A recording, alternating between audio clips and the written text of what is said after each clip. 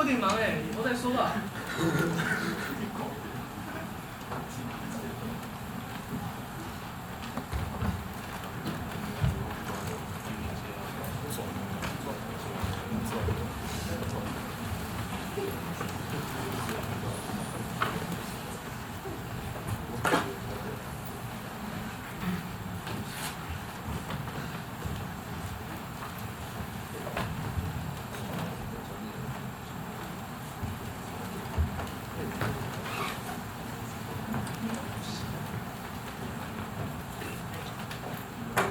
隔天上班，博成和嘉豪学长进行样区调查。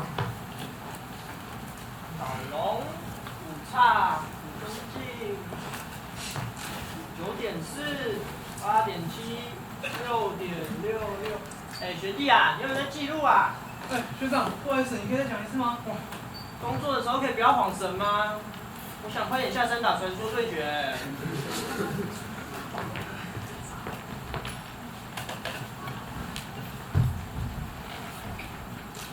调查结束后，两人在树下休息。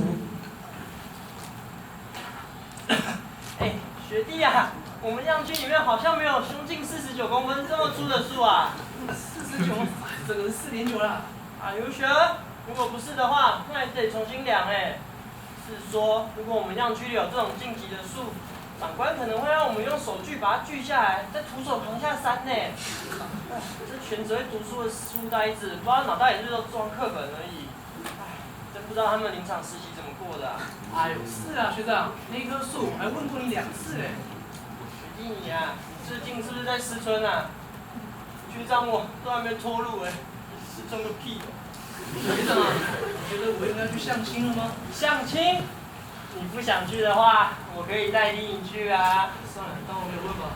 好啦，不说这个了。听说我们这边也要来一个刚毕业的学妹，我们这边也是很久没有青春活力的女性力量啦。学妹。啊，学弟今天就先这样，先走了啊。好，辛苦了学长，再见。学妹。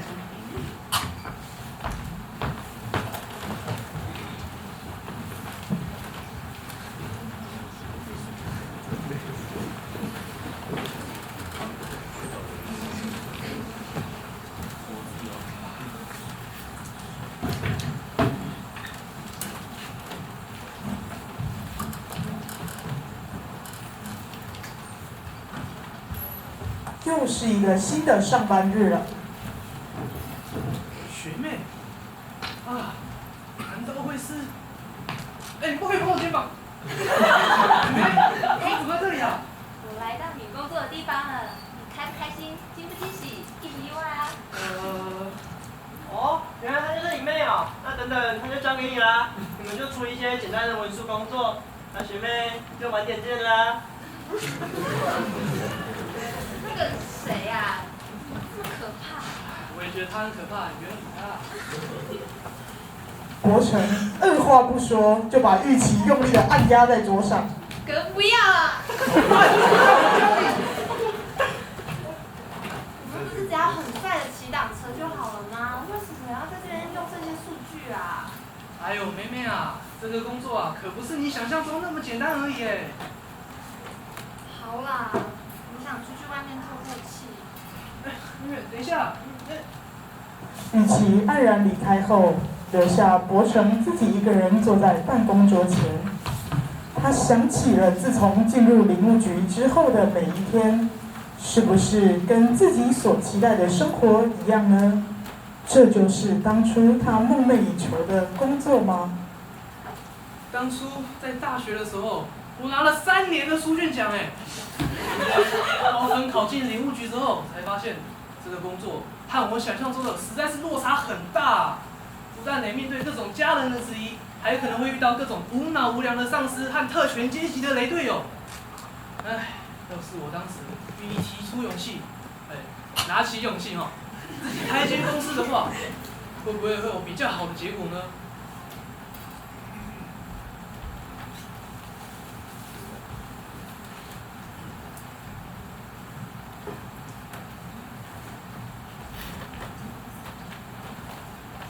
嘿嘿，节目到这边呢，也差不多快要到7点了。那我们7点的时候呢，在外面会准备非常好吃的茶点。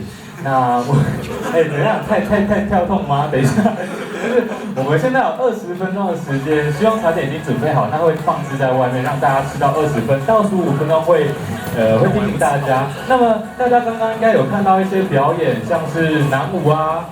像是一些唱歌的啊，还有演戏，你们有没有注意到，就是演戏还有一位演员最帅的那位演员还没出来演，好期待一下那位最帅的演员。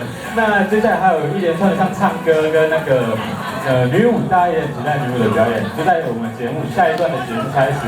那我们外面的茶点呢，就是因为这个节目是我们大四毕业生，所以如果大四毕业生想赶快去吃的话，就是先让他们去吃。对，我们外面茶点有限，对吧？5000块的钱，大家好好吃，好好吃。那预计在7点20的时候继续开始我们的下半场，大家不要走开，马上回来哦。